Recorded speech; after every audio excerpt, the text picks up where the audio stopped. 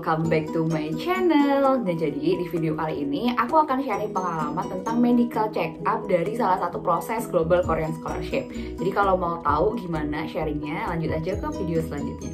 Check it out. Nah, jadi aku mau ucapin selamat dulu sama kandidat-kandidat dari University Track maupun Embassy Track yang udah lolos dari NID. Nah, setelah kalian lolos dari seleksi NID, kan salah satu prosesnya selanjutnya adalah medical check up.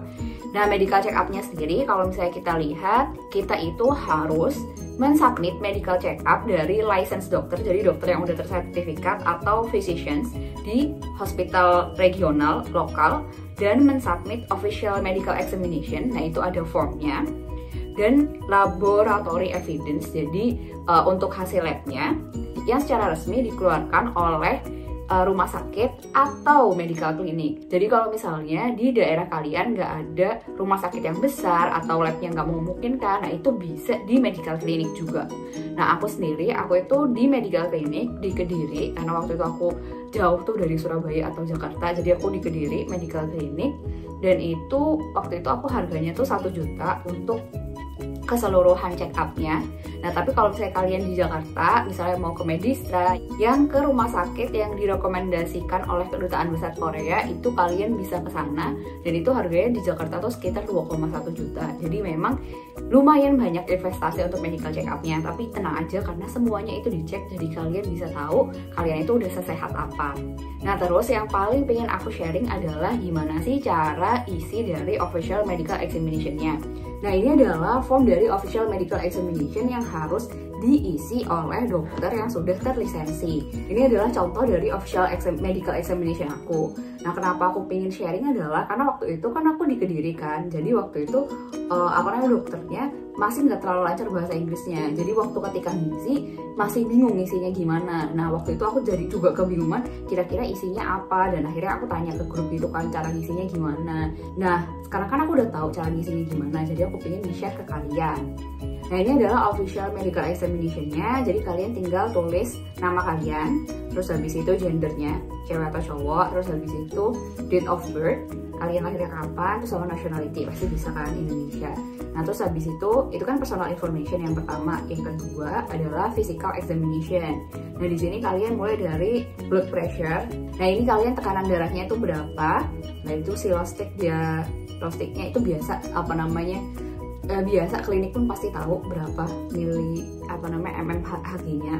Nah, untuk visionnya itu bukan kayak minus kayak gitu, enggak, tapi kayak 6/15, 6/12. Jujur aku juga nggak tahu itu apa, tapi yang pasti dokter kalian udah tahu cara ngisinya gimana. Terus habis itu color vision. Nah, color visionnya ini sendiri itu tuh kalian tuh ada buta warna atau enggak gitu. Kalau nggak ada, tulisannya normal. Nah, terus habis itu ini corrected. Nah, ini tuh sebenarnya kalian kalau misalnya mau tahu exactnya itu harus ada alatnya gitu. Nah, tapi di aku waktu itu nggak ada alatnya, jadi akhirnya corrected-nya itu dikosongin, dan itu nggak apa-apa kayak gitu. Terus habis itu dental evaluation, jadi kayak gigi kalian tuh bagus, fair, pur atau gimana, jadi tinggal dicentang aja sama dokternya. Terus habis itu di sini ada clinical evaluation. Nah, jadi itu di sini mulai dari kulit kalian gimana, kepala, mata, telinga, mulut. Nah, ini tuh cuma cara ngisinya cuma dijentang antara normal atau abnormal aja. Jadi kalau bisa sih semuanya normal kayak gitu. Nah, ini kan punya aku nih di tahun 2020. Nah, tahun ini tuh ada beberapa yang dihapuskan, kayak rektum itu udah nggak ada. Terus habis itu genitalia itu juga udah nggak ada di tahun ini gitu. Mungkin banyak gara-gara feedback dari award-award sebelumnya kali ya. Nah, kalau misalnya ada yang abnormal di salah satu klasifikasi itu dispesifikasikan itu abnormalnya kenapa, jadi kayak ditulis SID gitu.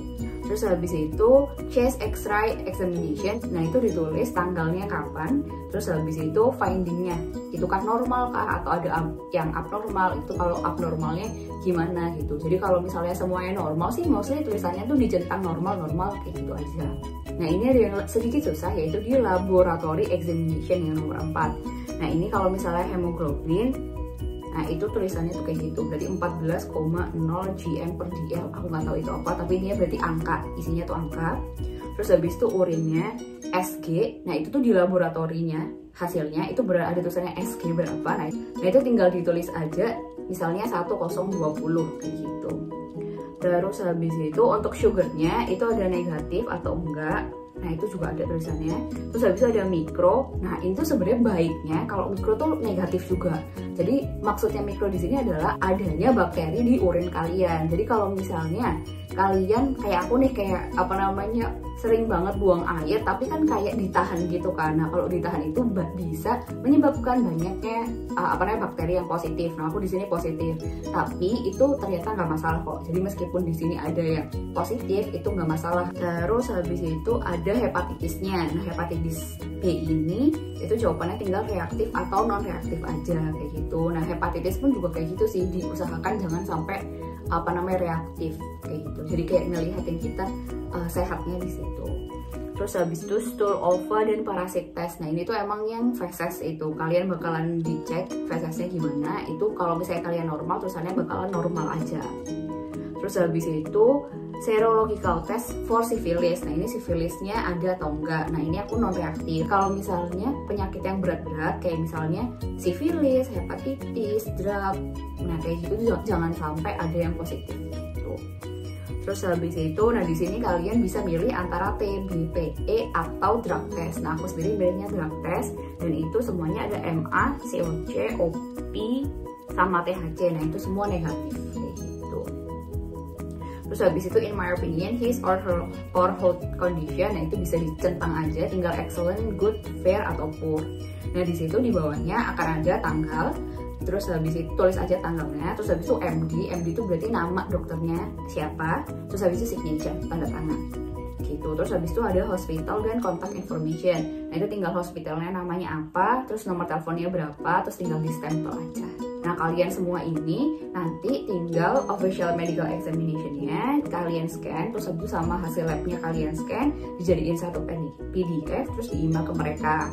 Dan as for your information, FYI-nya aku itu semua pakai bahasa Inggris, jadi labnya juga bahasa Inggris, official medical examination-nya juga bahasa Inggris kayak gitu, karena kan ini akan dikirim ke Korea Selatan.